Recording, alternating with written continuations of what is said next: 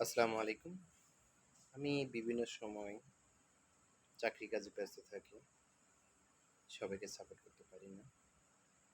যখন বিভিন্ন কাজ শেষ করে ব্যক্তিগত জীবনে আসি, তখন আমি চেষ্টা করি সবাইকে কিছুটা হলে সাপোর্ট করার জন্য।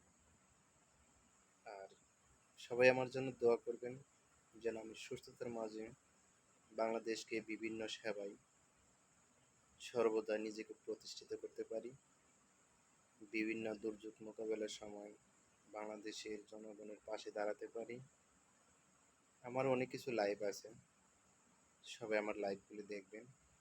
আশা রাখি ভালো হবে, ভালো লাগবে।